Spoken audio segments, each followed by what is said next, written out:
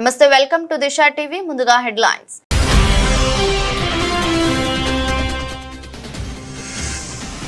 డెబ్బై 79వ స్వాతంత్ర దినోత్సవాన్ని పురస్కరించుకుని జాతినుద్దేశించి ప్రసంగించిన రాష్ట్రపతి భారత రక్షణ చరిత్రలో ఆపరేషన్ సింధూర్ ఒక మైలురాయిని ఉద్ఘాటన.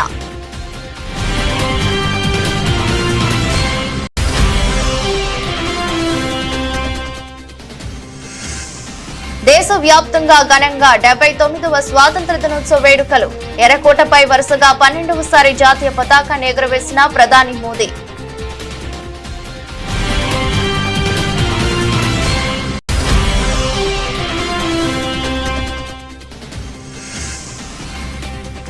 ఎర్రకోట నుంచి పాకిస్తాన్ కు ప్రధాని మోదీ స్ట్రాంగ్ వార్నింగ్.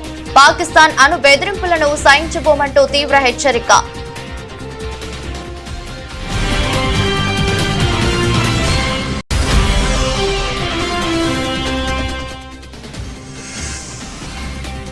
ట్రంప్ ను నమ్మొద్దు, భారత్ కు అమెరికా ఆర్థికవేత్త హితవు. భారత్ ఆర్థికంగా ఎదగడం ఆయనకు కంటగింపుగా మారిందని వ్యాఖ్యలు.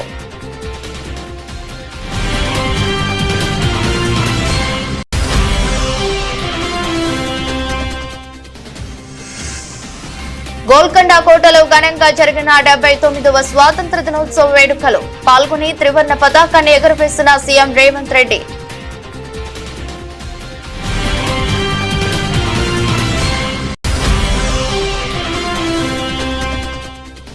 డెబ్బై 79వ స్వాతంత్ర దినోత్సవ వేడుకల్లో జాతీయ పతాకావిష్కరణ చేసిన సీఎం చంద్రబాబు. రాష్ట్ర పునర్నిర్మాణమే ఏకైక లక్ష్యంగా ముందుకెళ్తున్నామని వెల్లడి.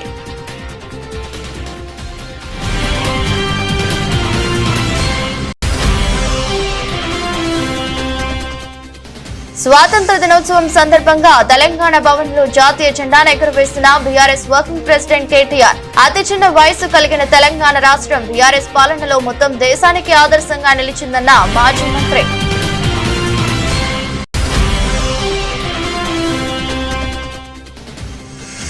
తాడేపల్లిలోని వైసీపీ కేంద్ర కార్యాలయంలో ఘనంగా 79వ స్వాతంత్ర దినోత్సవ వేడుకలు. జాతీయ జెండాను ఎగురవేసిన సజ్జల రామకృష్ణారెడ్డి.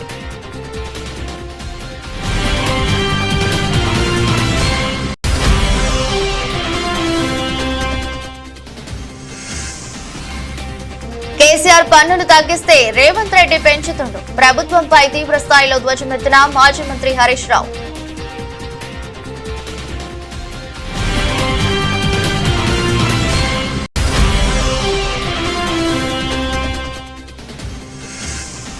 పన్నెండవ తేదీ ప్రజాస్వామ్యంలో బ్లాక్ డే. పులివెందుల ఒంటమిట్టలో జరిగింది పోలింగ్ కాదని రిగ్గింగ్ అంటూ బొత్స సత్యనారాయణ ఫైర్.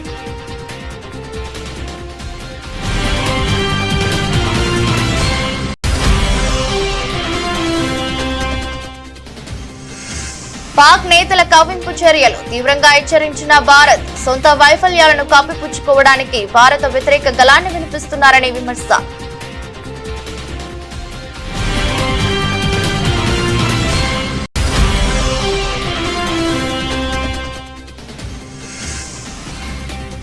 పంతొమ్మిదిన ఆసియా కప్ కోసం భారత జట్టు ఎంపిక. టీ20 కెప్టెన్ గా సూర్యకుమార్ యాదవ్ ఖరారు.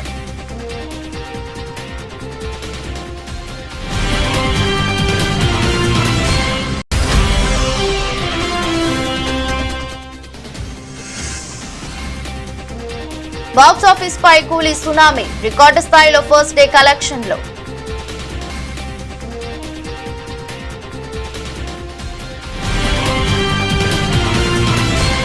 భారత రక్షణ చరిత్రలో ఆపరేషన్ సింధూర్ ఒక చారిత్రాత్మక మైలురాయిగా నిలుస్తుందని రాష్ట్రపతి ద్రౌపది ముర్ము కొనియాడారు. 79వ స్వాతంత్ర దినోత్సవం సందర్భంగా గురువారం జాతినుద్దేశించి ఆమె ప్రసంగిస్తూ ఉగ్రవాదంపై భారత్ అనుసరిస్తున్న కఠిన వైఖరిని స్పష్టం చేశారు.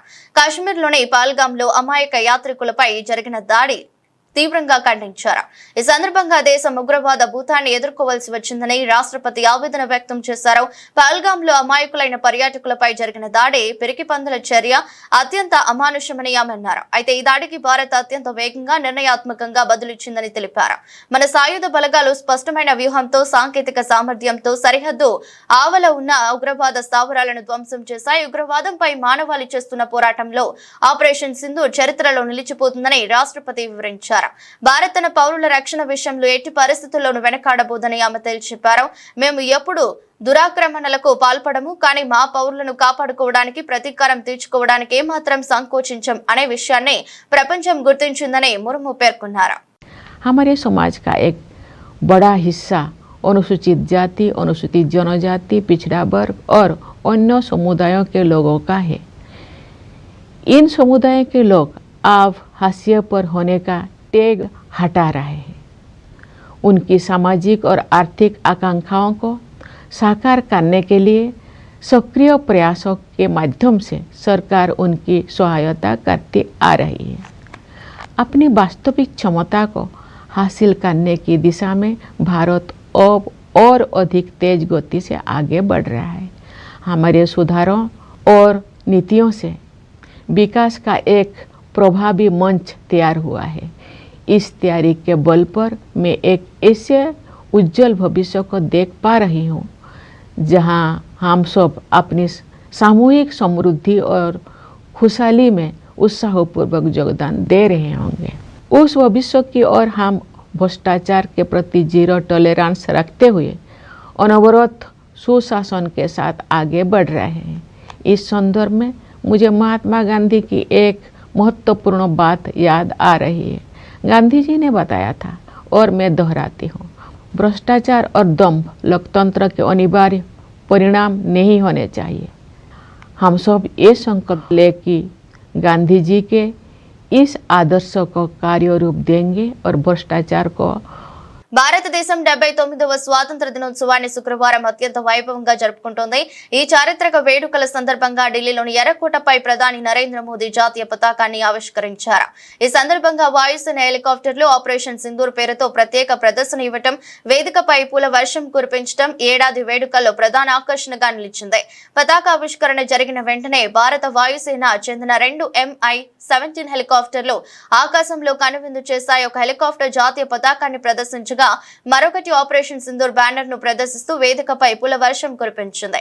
సాయుధ దళాల త్యాగానికి గుర్తుగా ఈ ప్రదర్శన నిర్వహించారు. అనంతరం ప్రధాని మోదీ ఎర్రకోట బురుజుల నుంచి దేశ ప్రజలను ఉద్దేశించి ప్రసంగించారు. ఇది ఆయనకు వరుసగా 12వ స్వాతంత్ర దినోత్సవ ప్రసంగం కావటం విశేషం. ఈ వేడుకల్లో ఆర్మీ, నేవీ, ఎయిర్ ఫోర్స్ కు చెందిన 2500 మంది ఎన్సీసీ క్యాండిడేట్లు, మై భారత్ వాలంటీర్లు కూడా పాల్గొన్నారు. వీరంతా జ్ఞానపథ వద్ద नया भारत लोगो आकाరంలో కూర్చొని ప్రత్యేక ఆకర్షణగా నిలిచారు. मैं आज देश के सामने एक चिंता, एक चुनौती के संबंध में आगाह करना चाहता हूं। षड्यंत्र के तहत, सोची समझी साजिश के तहत देश की डेमोग्राफी को बदला जा रहा है। एक नए संकट के बीज बोए जा रहे हैं और ये घुसपैठिए मेरे देश के नौजवानों की रोजी रोटी छीन रहे हैं। एक घुसपैठिए मेरे देश की बहन बेटियों को निशाना बना रहे हैं। ये बर्दाश्त नहीं होगा। ये घुसपैठिए भोले भाले आदिवासियों को भ्रमित करके उनकी जमीनों पर कब्जा कर रहे हैं। ये देश सहन नहीं करेगा। और इसलिए मेरे प्यारे देशवासियों, जब डेमोग्राफी परिवर्तन होता है, सीमावर्ती क्षेत्रों में डेमोग्राफी में परिवर्तन होता है, तब राष्ट्रीय सुरक्षा के लिए संकट पैदा होता है। देश की एकता, अखंडितता और प्रगति के लिए ये संकट पैदा, सामाजिक तनाव के बीज बो देता है। और कोई देश अपना देश घुसपैठियों के हवाले नहीं कर सकता है। दुनिया का कोई देश नहीं कर सकता है, तो हम भारत को कैसे कर सकते हैं? हमारे पूर्वजों ने त्याग और बलिदान से आजादी पाई है, हमें स्वतंत्र भारत दिया है। उन महापुरुषों के प्रति हमारा कर्तव्य है कि हम हमारे देश में ऐसी हरकतों को स्वीकार न करें। उनकी सच्ची श्रद्धांजलि होगी। और इसलिए मैं आज लाल किले की प्राचीर से कहना चाहता हूं, हमने एक हाई पावर्ड डेमोग्राफी मिशन शुरू करने का निर्णय किया है। 79వ స్వాతంత్ర దినోత్సవ సందర్భంగా ఎర్రకోటపై నుంచి జాతిని ఉద్దేశించి ప్రసంగించిన ప్రధాని నరేంద్ర మోదీ పొరుగు దేశం పాకిస్తాన్ కు తీవ్ర స్థాయిలో హెచ్చరికలు జారీ చేశారు. పాకిస్తాన్ నుంచి వస్తున్న బెదిరింపులను భారత్ ఎంత మాత్రం సహించబోదని ఆయన స్పష్టం చేశారు. అదే సమయంలో దశాబ్దాలుగా అమల్లో ఉన్న సింధు జలాల ఒప్పందాన్ని ఇకపై భారత్ అంగీకరించబోదని సంచలన ప్రకటన చేశారు. దేశ రాజధాని ఢిల్లీలోని చారిత్రాత్మక ఎర్రకోటపై వరుసగా 12వసారి జాతీయ పతాకాన్ని ఆవిష్కరించిన అనంతరం ప్రధాని మాట్లాడారు. ఏప్రిల్ 22న జరిగిన పాల్గామ్ ఉగ్రదాడి నేపథ్యంలో సింధు జలాల ఒప్పందాన్ని నిలిపివేసిన విషయాన్ని ఆయన గుర్తు చేశారు. నీళ్లు రక్తం ఎప్పటికీ కలిసి ప్రవహించవు అని పునరుద్ఘాటించారు. మన దేశానికి చెందిన నీటిని పాకిస్తాన్ తో పంచుకోవడాన్ని తీవ్రంగా వ్యతిరేకిస్తున్నట్లు తెలిపారు. हमारे वीर जाबाज सैनिकों ने दुश्मनों को उनकी कल्पना से परे सजा दी है और इस अपील को पहलगाम में सीमा पार से आतंकियों ने आकर के जिस प्रकार का कत्ले आम किया, धर्म पूछ करके लोगों को मारा गया, पत्नी के सामने पति को गोलियां दी, बच्चों के सामने अपने पिता को मौत के घाट उतार दिया गया। पूरा हिंदुस्तान आक्रोश से भरा हुआ था। पूरा विश्व भी इस प्रकार से संहार से चौंक गया था। मेरे प्यारे देशवासियों, ऑपरेशन सिंदूर उसी आक्रोश की अभिव्यक्ति है। 22 तारीख के बाद हमने हमारे सेना को खुली छूट दे दी। रणनीति वो तय करे, लक्ष्य वो तय करे, समय भी वो चुने और हमारी सेना ने वो करके दिखाया जो कई दशकों तक कभी हुआ नहीं था। सैकड़ों किलोमीटर दुश्मन की धरती पर घुस करके आतंकी हेडक्वार्टर्स को मिट्टी में मिला दिया, आतंकी इमारतों को खंडहर बना दिया। पाकिस्तान की नींद अभी भी उड़ी हुई है। पाकिस्तान में हुई तबाही इतनी बड़ी है कि रोज नए नए खुलासे हो रहे हैं, नई नई जानकारियां आ रही हैं। मेरे प्यारे देशवासियों, हमारा देश कई दशकों से आतंक को झेलता आया हुआ है। देश के सीने को छलनी कर दिया गया है। अब हमने एक न्यू नॉर्मल प्रस्थापित किया। జమ్మూ కాశ్మీర్లోని కిష్ట్వార్ జిల్లాలో గురువారం సంభవించిన క్లౌడ్ బస్ట్ ఆకస్మిక వరదలు కొండ చర్యలు విరిగిపడిన ఘటనపై ప్రధానమంత్రి నరేంద్ర మోదీ తీవ్ర దిగ్భ్రాంతి వ్యక్తం చేశారు. ఈ ఘోర విపత్తులో 38 మంది ప్రాణాలు కోల్పోవడం పట్ల ఆయన తీవ్ర విచారం వ్యక్తం చేశారు. పరిస్థితిని నిశితంగా గమనిస్తున్నామని, బాధితులకు అన్ని విధాల అండగా ఉంటామని ప్రధాని భరోసా ఇచ్చారు. కిష్ట్వార్ వద్ద బాధితులందరికీ సానుభూతి తెలియజేస్తున్నాను, వారి కోసం ప్రార్థిస్తున్నాను. సహాయక చర్యలు కొనసాగుతున్నాయి, అవసరమైన ప్రతి సహాయాన్ని అందిస్తామని ప్రధాని మోదీ పేర్కొన్నారు. కిష్ట్వార్ జిల్లాలోని మారుమూల ప్రాంతంలో ఈ విపత్తు సంభవించడంతో సహాయక చర్యలకు ఆటంకాలు ఎదురవుతున్నాయి. ఈ ఘటనలో సుమారు 100 మందికి పైగా గాయపడినట్లు అధికారులు తెలిపారు. ఆ ప్రాంతం అత్యంత దుర్మార్గంగా ఉండటంతో క్షతగాత్రులను హెలికాప్టర్ల ద్వారా సమీపంలోని ఆసుపత్రులకు తరలిస్తున్నారు. సమాచారం అందిన వెంటనే సైన్యం, జాతీయ విపత్తు స్పందన దళం, రాష్ట్ర విపత్తు స్పందన దళం బృందాలు స్థానిక యంత్రాంగంతో కలిసి రంగంలోకి దిగాయి. వరదల్లో చిక్కుకున్న వారిని సురక్షిత ప్రాంతాలకు తరలించడం, వైద్య సహాయం అందించడం వంటి పనులను ముమ్మరంగా చేపట్టాయి. ప్రస్తుతం సహాయక కార్యక్రమాలు వేగంగా కొనసాగుతున్నాయి. అమెరికా అధ్యక్షుడు డొనాల్డ్ ట్రంప్ పై అక్కడి ప్రముఖ ఆర్థికవేత్త జెఫ్రీ సాట్స్ తీవ్రంగా విమర్శలు గుప్పించారు. ట్రంప్ ఆర్థిక నిరక్షరాస్యుడని, ఇతర దేశాల ప్రయోజనాల విషయంలో బాధ్యతారహితంగా వ్యవహరిస్తారని ఆయన దుయ్యబట్టారు. ట్రంప్ ను నమ్మొద్దని భారత్ కు హితవు పలికారు. అమెరికాతో భాగస్వామ్య ఒప్పందాల విషయంలో అప్రమత్తంగా ఉండాలని సూచించారు. అంతర్జాతీయ ఆర్థిక శక్తిగా భారతదేశం ఎదగడాన్ని ట్రంప్ జీర్ణించుకోలేకపోతున్నారని, అందుకే అడ్డుకుంటున్నారని చేస్తున్నారని ఆరోపించారు. భారత్ పై ట్రంప్ టారిఫ్లు విధిస్తున్న సమయంలో జెఫ్రీ సాట్స్ ఈ సంచలన వ్యాఖ్యలు చేయడం ప్రస్తుతం ప్రాధాన్యత సంతరించుకుంది. రష్యా నుంచి ముడి చమురు కొనుగోలు చేస్తుందనే నెపంతో భారతదేశంపై ట్రంప్ 50% టారిఫ్లు విధించిన విషయం తెలిసిందే. ట్రంప్ తీసుకున్న ఈ నిర్ణయం భారత్ అమెరికా సంబంధాలపై తీవ్ర ప్రభావం చూపింది. అమెరికాతో అప్రమత్తంగా ఉండాలని భారత్ కు సందేశం పంపించిందని జెఫ్రీ పేర్కొన్నారు. అమెరికా మార్కెట్ ను వదిలిపెట్టి విశ్వసనీయమైన మిత్రులు రష్యా, ఆఫ్రికా, చైనా తదితర ఆసియా దేశాలతో ఆర్థిక సంబంధాలను మెరుగుపరుచుకోవాలని జెఫ్రీ సాట్స్ సూచించారు. స్వాతంత్ర పోరాటంలో ప్రపంచానికి సరికొత్త మార్గం చూపించామని తెలంగాణ ముఖ్యమంత్రి రేవంత్ రెడ్డి అన్నారు. అహింసా పద్ధతిలో మహా సంగ్రామం గెలిచామని పేర్కొన్నారు. శుక్రవారం హైదరాబాద్ లోని గోల్కొండ కోర్టులో జరిగిన 79వ స్వాతంత్ర దినోత్సవ వేడుకల్లో ఆయన పాల్గొన్నారు. ఈ సందర్భంగా ముఖ్యమంత్రి మాట్లాడుతూ పటిష్ట భారత్ కోసం నెహ్రూ ఎన్నో చర్యలు చేపట్టారు. నెహ్రూ హయాంలోనే దేశ ప్రగతికి బలమైన పునాదులు పడ్డాయి. పంచవర్ష ప్రణాళికతో దేశాన్ని తిరుగులేని శక్తిగా మార్చారు.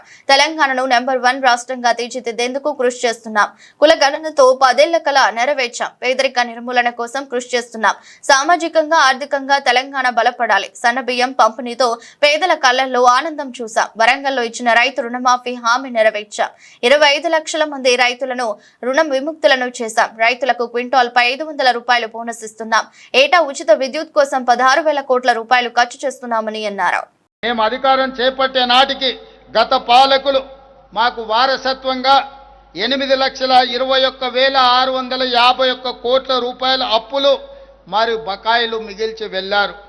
దీనిలో 6,71,757 కోట్ల రూపాయల అప్పులు, అదేవిధంగా ఉద్యోగులు ఇతర పథకాలకు సంబంధించిన బకాయిలు 40,154 కోట్లు, ఎస్సీ ఎస్టీ సప్లైన్, సింగరేణి, విద్యుత్ ఇతర విభాగాలకు చెల్లించాల్సిన బకాయిలు 1,09,740 కోట్లు.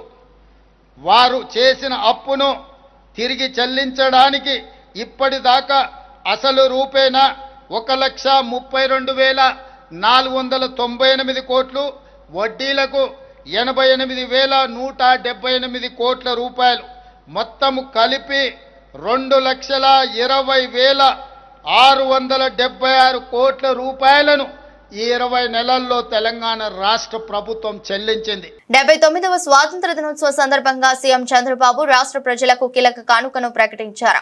ఇందిరాగాంధీ స్టేడియంలో జాతీయ జెండాను ఎగురవేసిన అనంతరం ఆయన ప్రసంగిస్తూ మహిళల కోసం ఆర్టీసీ బస్సులో ఉచిత ప్రయాణ సౌకర్యం కల్పించే స్త్రీ శక్తి పథకాన్ని ప్రారంభించనున్నట్లు వెల్లడించారు. ఈ సందర్భంగా సీఎం చంద్రబాబు మాట్లాడుతూ ప్రజలు గెలవాలి, రాష్ట్రం నిలవాలి అనే నినాదంతో 2024 ఎన్నికల్లో ప్రజలు చారిత్రాత్మక తీర్పు ఇచ్చారు. వారి నమ్మకాన్ని నిలబెడుతూ రాష్ట్రాన్ని పునర్నిర్మించడమే లక్ష్యంగా పాలన సాగిస్తున్నామన్నారు. స్వాతంత్ర దినోత్సవం సందర్భంగా తెలంగాణ భవన్ లో జాతీయ జెండాను బీఆర్ఎస్ వర్కింగ్ ప్రెసిడెంట్ కేటీఆర్ ఎగురవేశారు. ఈ సందర్భంగా కేటీఆర్ మాట్లాడుతూ ఎన్నో కులాలు, ఎన్నో మతాలు, ఎన్నో భాషలు, ఎన్నో రాష్ట్రాలు కలిగి ఉన్న వైవిధ్య భారతానికి స్వాతంత్ర్యం సిద్ధించి 79 ఏళ్లు అవుతున్న సందర్భంగా ప్రపంచ వ్యాప్తంగా ఉన్న భారతీయులందరికీ పార్టీ అధ్యక్షులు కేసీఆర్ తరపున, బీఆర్ఎస్ తరపున హృదయపూర్వకంగా స్వాతంత్ర దినోత్సవ శుభాకాంక్షలు తెలిపారు. మన స్వేచ్ఛ స్వాతంత్ర్యాల కోసం బలపీఠం ఎక్కిన వేలాది మంది త్యాగదనులకు ఆనాటి నాయకత్వానికి వినమ్ర పూర్వక శ్రద్ధాంజలి ఘటించారు. 14 రాష్ట్రాలతో మొదలైన స్వతంత్ర భారతదేశ ప్రయాణం ఇవాళ 28 రాష్ట్రాల వైవిధ్య భరితంగా విరసిల్లుతుందని, అతి చిన్న వయసు కలిగిన తెలంగాణ రాష్ట్రం బీఆర్ఎస్ పాలనలో మొత్తం భారతదేశానికి ఆదర్శంగా నిలిచిందని గుర్తు చేశారు. కానీ 20 నెలల కాంగ్రెస్ పాలన చూస్తుంటే బాధ కలుగుతుందని, రైతులు రాజు చేయాలన్న కేసీఆర్ తపన పక్కకు వెళ్లిపోయిందని అన్నారు. ఎన్నో కులాలు, మరెన్నో మతాలు, ఎన్నో భాషలు, మరెన్నో రాష్ట్రాలు, ఎన్నో రకాల వైవిధ్యాల అద్భుతమైన సమాహారమైన మన భారతదేశానికి స్వాతంత్రం లభించి ఇవాళ 78 సంవత్సరాలు నిండి 79వ సంవత్సరంలో అడుగు పెడుతున్న శుభ సందర్భాన భారతీయులు ఎక్కడ ఉన్నా ప్రపంచంలో, మన తెలుగువారు భారతీయులు ప్రపంచవ్యాప్తంగా ఎక్కడ ఉన్నా వారందరికీ మా పార్టీ అధ్యక్షులు పెద్దలు కేసీఆర్ గారి తరపున, అదేవిధంగా భారత రాష్ట్ర సమితి తరపున అందరికీ కూడా హృదయపూర్వకంగా స్వాతంత్ర దినోత్సవ శుభాకాంక్షలు. ఈ స్వాతంత్రాన్ని అర్జించడానికి మనకు ఇవాళ స్వేచ్ఛా వాయువులు పీల్చుకునే ఒక మహదవకాశాన్ని కల్పించడానికి అసువులు బాసిన వేలాది మంది యోధులు పోరాటం చేసి ఆనాడు మాకు తెలంగాణ ఉద్యమానికి కూడా స్ఫూర్తిని అందించిన గొప్ప పోరాట తరానికి ఆనాటి నాయకత్వానికి వినయపూర్వకంగా వినమ్రంగా వారికి మా శ్రద్ధాంజలి, వారికి మా ధన్యవాదాలు. అట్లాగే ఈ 78 సంవత్సరాల భారతదేశంలో మరి 14 రాష్ట్రాలతో భారతదేశం యొక్క ప్రయాణం ప్రారంభమై ఇవాళ 28 రాష్ట్రాలతో ఒక వైవిధ్యభరితమైన భారతదేశంగా విలసిల్లుతున్నది మన దేశం. ఈ 78 సంవత్సరాల్లో గర్వంగా చెప్పవచ్చు, అతి చిన్న వయస్సు కలిగిన మన రాష్ట్రం తెలంగాణ ఇవాళ మొత్తం భారతదేశానికి ఆదర్శంగా నిలబడింది అన్ని రంగాల్లో పెద్దలు కేసీఆర్ గారి నాయకత్వంలో. అంటే ఈ అతిశయోక్తి కాదు. తాడేపల్లిలోని వైసీపీ కేంద్ర కార్యాలయంలో 79వ స్వాతంత్ర దినోత్సవ వేడుకలు ఘనంగా జరిగాయి. ఇందులో భాగంగా మువ్వన్నెల జెండాను వైఎస్ఆర్సీపీ స్టేట్ కోఆర్డినేటర్ సజ్జల రామకృష్ణారెడ్డి ఆవిష్కరించారు. ఈ సందర్భంగా ఆయన మాట్లాడుతూ రాజకీయాల్లో జవాబుదారీతనం లోపిస్తుందని అన్నారు. అధికారంలోకి రావటం కోసం ఏమైనా హామీలు ఇవ్వటం, తర్వాత వాటిని పక్కకు తోసేయడం కనిపిస్తోందని, ఈవీఎంలపై ఎన్ని సందేహాలు అడిగినా సమాధానం లేదని విమర్శించారు. వ్యవస్థలు యాంత్రికంగా పనిచేస్తున్నాయని, ప్రజాస్వామ్యం సక్రమంగా పనిచేయాలంటే వ్యవస్థలన్నీ స్వతంత్రంగా పనిచేయాలని సూచించారు. అంతిమంగా ప్రజల తీర్పే నిలబడుతుందని మా నమ్మకమని అన్నారు. రాజకీయ పార్టీలు జవాబుదారీతనం తగ్గుతోంది. నేను ఎందుకు ఈ మాట అంటున్నానంటే, వైఎస్ఆర్ కాంగ్రెస్ పార్టీ జగన్మోహన్ రెడ్డి గారు తన తండ్రి దివంగత మహానేత రాజశేఖర రెడ్డి గారి ఆశయాలతో ప్రారంభించిన రోజు నుంచి విలువలు, విశ్వసనీయత, జవాబుదారీతనం ఈ మూడింటి మీద స్ట్రెస్ చేస్తూనే వస్తున్నారు. అందువల్ల వాటి విలువ మాకు తెలుసు, మనకు తెలుసు, వైఎస్ఆర్ కాంగ్రెస్ పార్టీకి తెలుసు. అవి సక్రమంగా ఇవి ఎవరో మనకు మీద పెట్టేవి కాదు, మనకు మనం పెట్టుకోవాల్సినవి. అందుకే ఆ రోజు నుంచి ఈ రోజు వరకు మనం గమనిస్తే జగన్మోహన్ రెడ్డి గారు ఒక్కటే అడుగుతున్నారు, ప్రజలకు మనం జవాబుదారీతనంగా ఉండాలి. మనం ఏ మాట చెప్పినా పొల్లుపోకుండా అమలు చేయగలగాలి. చెప్పలేనిది చేయలేనిది చెప్పకూడదు. అలాగే వ్యవస్థలను ఆరోగ్యకరంగా ఉంచాలి. వాటి ఆరోగ్యం చెడిపోకుండా చూసుకోవడం కూడా మన బాధ్యతే. బాధ్యతారాహిత్యం అంటే ఏంటంటే వ్యవస్థలను వాడుకోవడం తాత్కాలికమైన వాటి కోసం. ఇవి ఈ రోజు ప్రస్ఫుటంగా కనిపిస్తున్నాయేమో అని అనిపిస్తుంది. ఏమైనా అడ్డగోలు హామీలు ఇవ్వచ్చు, అధికారంలోకి వచ్చి తరచిన తర్వాత తూనా బోర్డుని పక్కకు తోసేయచ్చు. జరుగుతున్నాయా లేదా? ఇక్కడే జరుగుతున్నాయి. అలాగే యంత్రాలను మేనేజ్ చేసి ఏమైనా తీసుకురావచ్చు అనే అభిప్రాయం దేశంలో బలపడింది. ఈ విషయంలో చెప్తున్నా, ఆన్సర్ లేదు, తోసిపారేస్తున్నారు కానీ దానికి ఎవరు ఆన్సర్ ఇవ్వట్లే. ఈ రాష్ట్రంలోనే ఓటింగ్ పూర్తి అయిన ప్రాథమికంగా ఏదైతే సాయంత్రానికి పూర్తి అవుతుందో అక్కడి నుంచి తర్వాత ఆ రోజు అప్పుడు ప్రకటించిన దానికి తుది పర్సెంటేజ్ ప్రకటించడానికి 12.5% తేడా చూపించారు. అసాధ్యం. 50 లక్షల ఓట్లు దాదాపు. Is it possible? ఆన్సర్ ఊడి ఓట్ల. అలాగే నిన్న జరిగిన ఉప ఎన్నిక, చిన్న ఉప ఎన్నిక, 10,000 ఓట్లు, 2,000 మంది పోలీసులు, బూతులు 15, 2,000 మంది పోలీసులు, ఒక్క వైఎస్ఆర్సీపీ ఏజెంట్ కూడా లోపలికి రానివ్వాల. తలబడింటే ఏమయ్యేదో తెలియదు. వద్దు, ప్రశాంతంగా జరగాలి ఎన్నికలు, ప్రజల ప్రాణాలు మనకు ముఖ్యం, రెచ్చగొడితే ఎంతసేపు దూకితే వాళ్ళు అది ఏమైనా జరిగిండొచ్చు. అందుకే జగన్మోహన్ రెడ్డి గారు సంయమనంతో ఉండండి అన్నారు. ఏం జరిగింది? ఎంటైర్ పోలీసు వ్యవస్థ అక్కడ కూర్చుంది. నేను మిగిలిన మా వాదన తప్ప, ఆ వాదన తప్ప అనవసరం. కానీ మధ్యలో ఎవరైతే అంపైర్ రోల్ ప్లే చేయాలనో వాళ్ళ దగ్గరికి వెళ్ళి, అయ్యా ఒక ఏజెంట్ను లోపల రానివ్వలేదు, చెక్ చేయండి, అదేం మేము తెలంగాణలో కేసీఆర్ పన్నులు తగ్గిస్తే రేవంత్ రెడ్డి మాత్రం పన్నులను పెంచుతుండని మాజీ మంత్రి సిద్దిపేట ఎమ్మెల్యే హరీష్ రావు తీవ్ర స్థాయిలో ధ్వజమెత్తారు. ప్రజలపై పన్నుల భారం మోపుతున్న రేవంత్ పై హరీష్ రావు నిప్పులు చెరిగారు. సిద్దిపేటలోని తన క్యాంపు కార్యాలయంలో హరీష్ రావు మీడియాతో మాట్లాడారు. 2 నెలల రేవంత్ పాలనలో ప్రజలపై అప్పులు, పన్నుల భారం ఎక్కువైపోయిందన్నారు. ప్రజలపై పన్నులు వేయటం లేదని శాసనసభలో చెబుతున్నారు.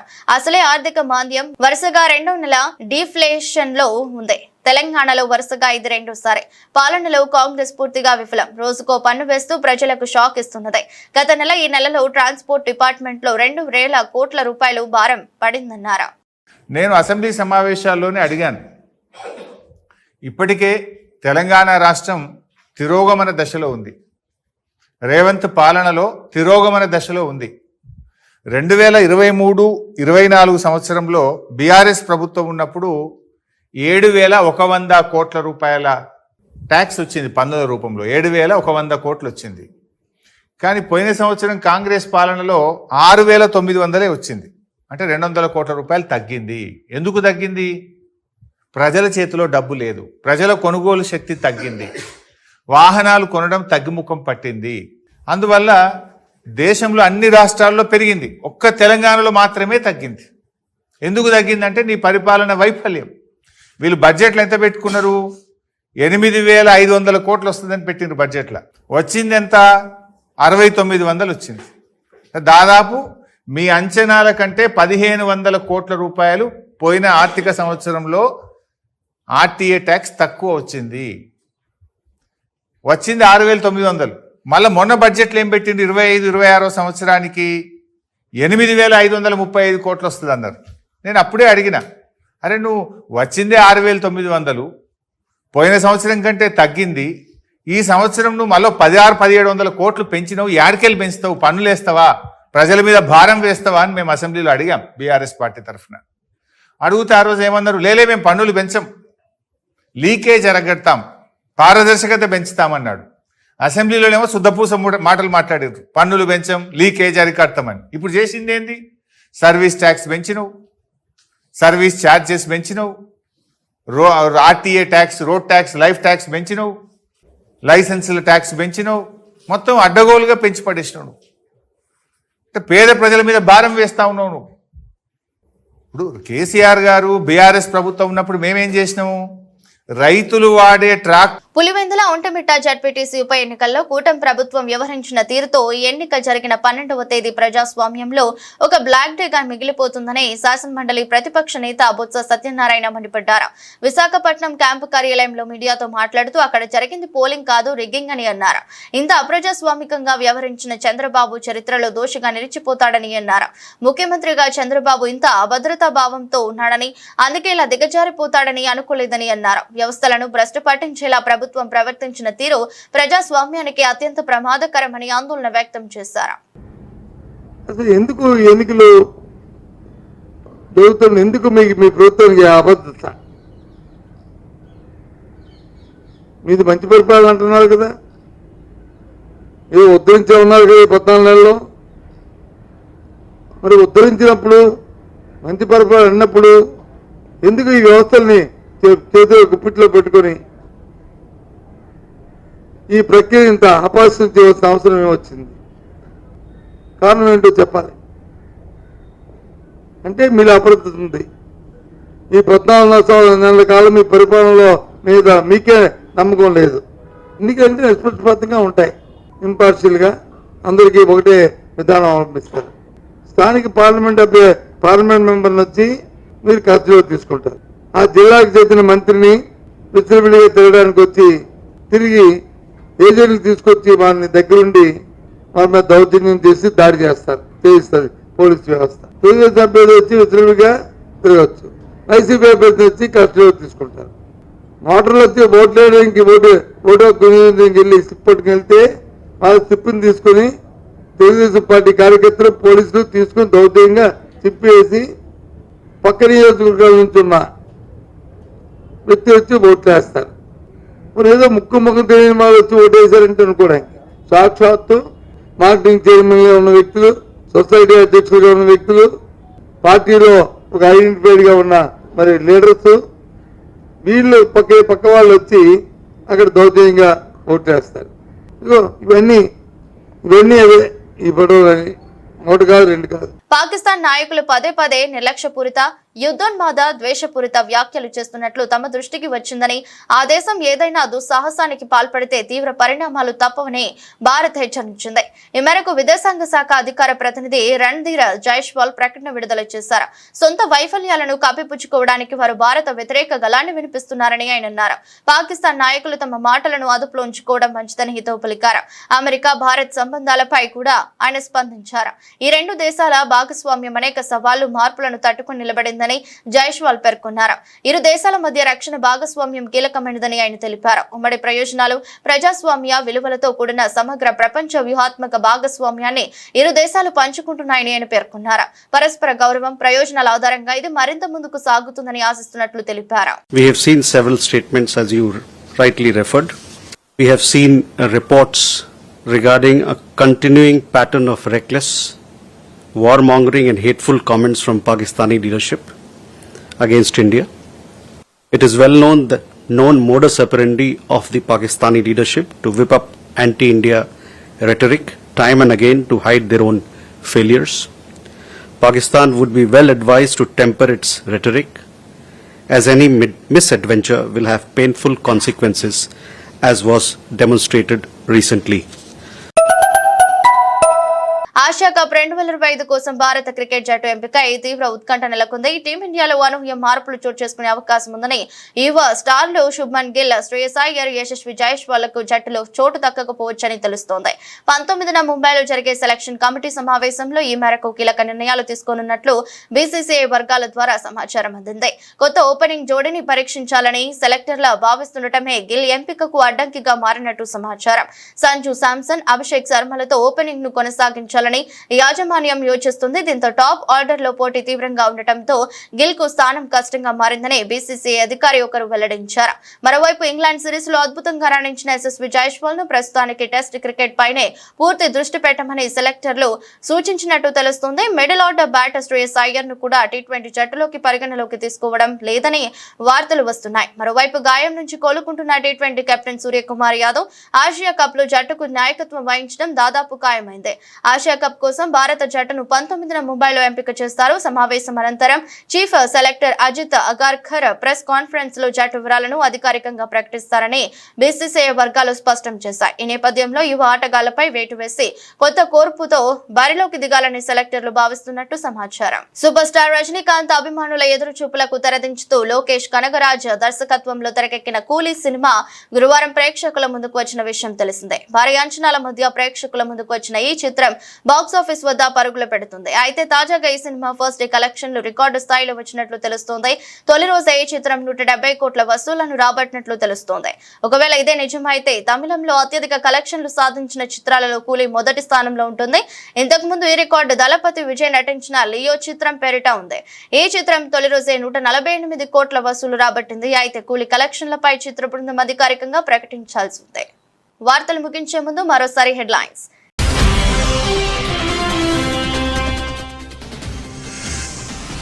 79వ స్వాతంత్ర దినోత్సవాన్ని పురస్కరించుకుని జాతినుద్దేశించి ప్రసంగించిన రాష్ట్రపతి భారత రక్షణ చరిత్రలో ఆపరేషన్ సింధూర్ ఒక మైలురాయిని ఉద్ఘాటన.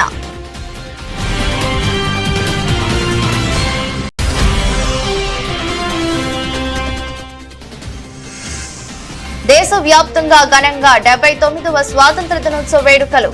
ఎర్రకోటపై వరుసగా 12వసారి జాతీయ పతాకాన్ని ఎగురవేసిన ప్రధాని మోదీ.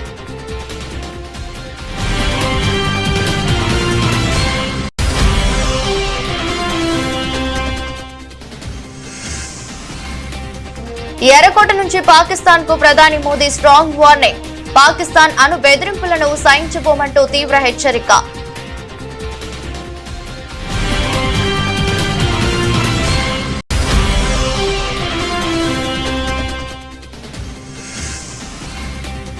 ట్రంప్ ను నమ్మొద్దు, భారత్ కు అమెరికా ఆర్థికవేత్త హితవు. భారత్ ఆర్థికంగా ఎదగడం ఆయనకు కంటగింపుగా మారిందని వ్యాఖ్యలు.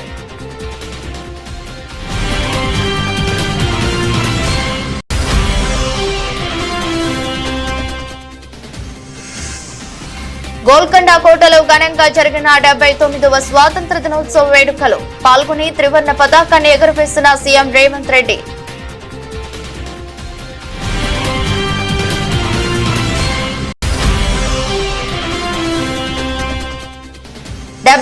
వ స్వాతంత్ర దినోత్సవ వేడుకల్లో జాతీయ పతాకావిష్కరణ చేసిన సీఎం చంద్రబాబు.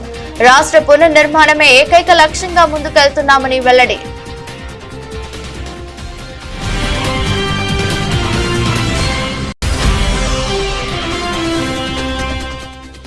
స్వాతంత్ర దినోత్సవం సందర్భంగా తెలంగాణ భవన్ లో జాతీయ జెండాను ఎగురవేసిన బీఆర్ఎస్ వర్కింగ్ ప్రెసిడెంట్ కేటీఆర్. అతి చిన్న వయసు కలిగిన తెలంగాణ రాష్ట్రం బీఆర్ఎస్ పాలనలో మొత్తం దేశానికి ఆదర్శంగా నిలిచిందన్న మాజీ మంత్రి.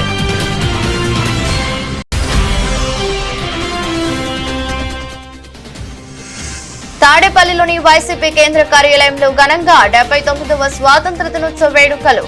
జాతీయ జెండాను ఎగురవేసిన సజ్జల రామకృష్ణారెడ్డి.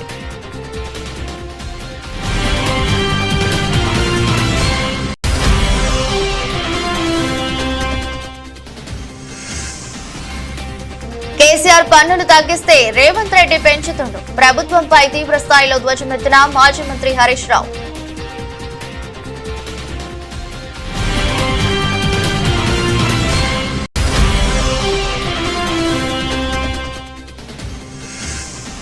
పన్నెండవ తేదీ ప్రజాస్వామ్యంలో బ్లాక్ డే. పులివెందుల ఓటమిట్టలో జరిగింది పోలింగ్ కాదని రిగ్గింగ్ అంటూ బొత్స సత్యనారాయణ ఫైర్.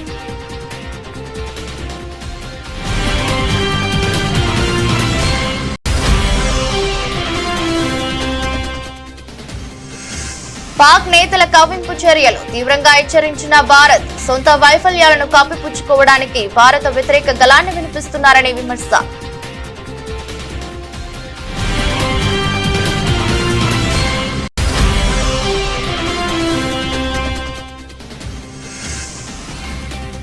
పంతొమ్మిదిన ఆసియా కప్ కోసం భారత జట్టు ఎంపిక. టీ20 కెప్టెన్ గా సూర్యకుమార్ యాదవ్ ఖరారు.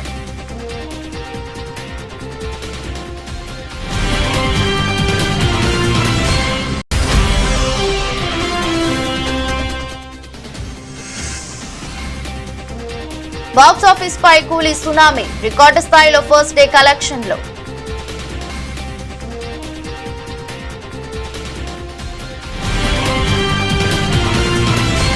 ఎదురస్ట్ బులెటిన్ మరో బులెటిన్లో మళ్ళీ కలుద్దాం. అంతవరకు సెలవు. నమస్కారం.